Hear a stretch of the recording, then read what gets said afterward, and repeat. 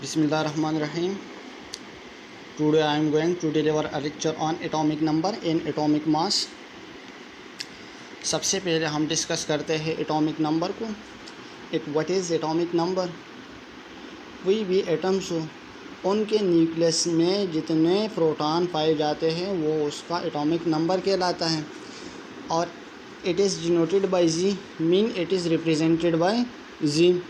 मिसाल के तौर पर एक एटम है, उसके न्यूक्लियस में 1 प्रोटॉन पाया जाता है, इट मीन इसका एटॉमिक नंबर क्या है 1.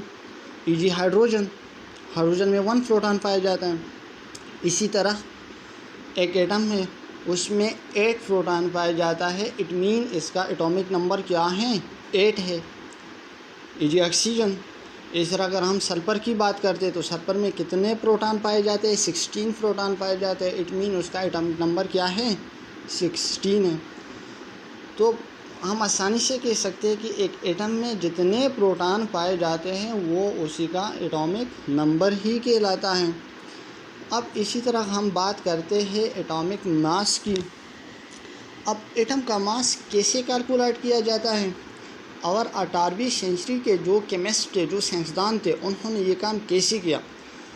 आपको एक जनरली एग्जांपल समझा देता हूँ. देखिए, जब हम किसी शॉप पे चले जाते हैं तो हम शॉपकीपर से बोलते कि 1 केजी शुगर दे, 1 केजी शुगर चाहिए. जब वो शुगर देता है तो कंपैरिजन के साथ देता है, मीन अगर हमें 1 केजी शुगर चाहिए तो वो 1 केजी शुगर को वेट करके हमें दे देता है. उसके पास एक्सटेंडेड यूनिट होता है, उसके साथ वेट करके दे देता है.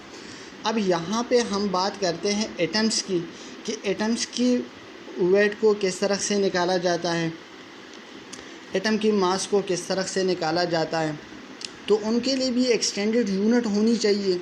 सबसे पहले स्टार्ट में आगाज़ में स्टैंडर्ड यूनिट किसको दिया गया? हाइड्रोजन को स्टैंडर्ड यूनिट बनाया गया, लेकिन बाद में उसको कैंसिल किया गया. उसका रीज़न यही था कि उसका वेट बहुत कम था, न होने के बराबर था, मीन निग्लेजेबल था.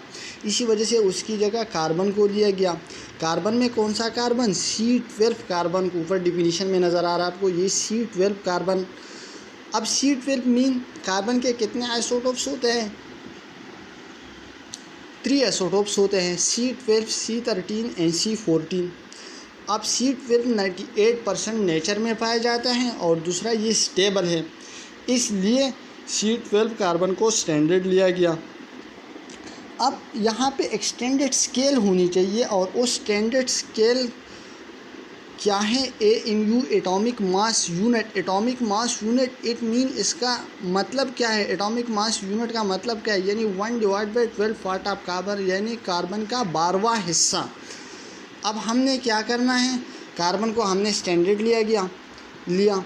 अब इस कार्बन को क्या किया हमने? 12 इक्वल पार्ट में डिवाइड किया. ये डायग्राम आपको नज़र आ रहा है. और फिर हम लेबल पार्ट है ये कार्बन का, एक ही साइड फिर इक्वल पार्ट में डिवाइड किया और इसका एक हिस्सा उठाया, तराजू की एक साइड पे रखा. और अब हमने क्या करना है? इसके साथ दूसरे एलिमेंट को कंपेयर करना है.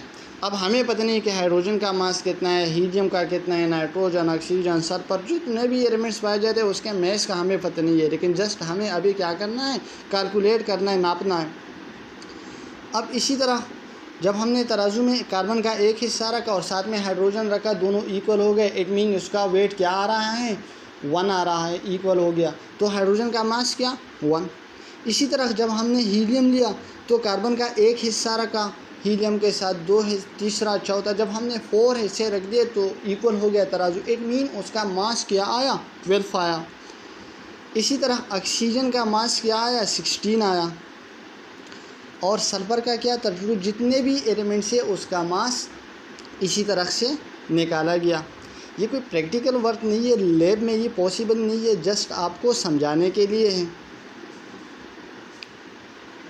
ऊपर डिफिनीशन में भी यही बात किया गया है कि the sum of the average masses of natural mixture of the isotope of an element which is compare to 1/12 part of C12 is called atomic masses of that element which is compared to the 1/12 part of the C12. Mean कि carbon का 12वां हिस्सा के साथ, जो मैंने आपको समझा दिया, इसी तरीके से हमने क्या लिया? कार्बन का एक हिस्सा लेना है और उसी तरह उस एटम्स को दूसरे एटम्स को उसके साथ कंपेयर करना है. तो ये क्या कहलाता है, एटॉमिक मास। इसी तरह से एटम्स का निकाले जाते हैं, डिफिनीशन बुक में है और ये भी याद कर सकते हो, बुक से भी याद कर सकते हैं। अब इसके बाद हम टॉपिक स्टार्ट कर देते हैं दूसरा, एम्पिरिकल फार्मूला। एम्पिरिकल फार्मूला किसको, empirical formula show the simplest ratio of the atom in a molecule of a compound.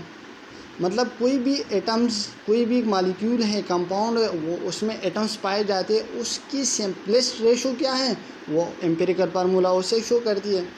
और मॉलिक्यूलर फार्मूला शो करती है किस चीज़ को, एक्चुअल तादाद के, एटम की एक्चुअल तादाद को, यानी उस कंपाउंड के अंदर कितने एटम्स हैं वो उसको शो करती है। अब जनरली एक एग्जांपल है, कंपाउंड है बेंजीन, ग्लूकोज, वाटर, ये हमने और बहुत सारे बुक में इसकी एग्जांपल मौजूद है, 3 मैं करूँगा, बाकी आप देख लें। इसी तरह बेंजीन का फार्मूला है C6H6। अब इसका एम्पिरिकल फार्मूला क्या है, CH, यानी कार्बन और हाइड्रोजन जब कंबाइन होता है तो क्या बनाता है, बेंजीन बनाती है। अब इसकी सिंपलेस्ट रेशो क्या है, 1:1। C6 mean 1:1। अगर एक हिस्सा कार्बन का इस्तेमाल होता है बेंजीन के बनाने में तो एक हिस्सा हाइड्रोजन का इस्तेमाल होता है, यही इसका एम्पिरिकल फार्मूला है।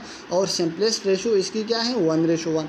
अब अगर हम मॉलिक्यूलर फार्मूला की बात करते हैं तो यहाँ पे बेंजीन की एक मॉलिक्यूल के अंदर कितने कार्बन और कितने हाइड्रोजन पाए जाते हैं, 6 कार्बन और 6 हाइड्रोजन पाए जाते हैं। मीन की जब 6 कार्बन और 6 हाइड्रोजन कंबाइन होता है तो बेंजीन का एक मॉलिक्यूल बनाता है। तो मॉलिक्यूलर फार्मूला एटम की असल तादाद को शो करती है और एम्पिरिकल फार्मूला उसकी सिंपलेस्ट रेशो को शो करती है। अब इसके बाद है ग्लूकोज।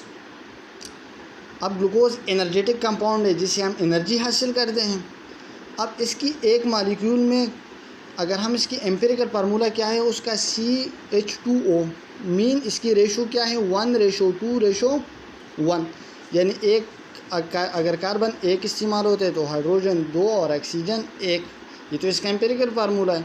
अब अगर हम इसकी मॉलिक्यूलर फार्मूला देखते हैं कि शुगर की एक मॉलिक्यूल में कितने एटम्स पाए जाते हैं तो 6 कार्बन एटम पाए जाते हैं, 12 हाइड्रोजन पाए जाते हैं और 6 ऑक्सीजन। जब ये कंबाइन होता है तो ग्लूकोज की एक मॉलिक्यूल बनाता है।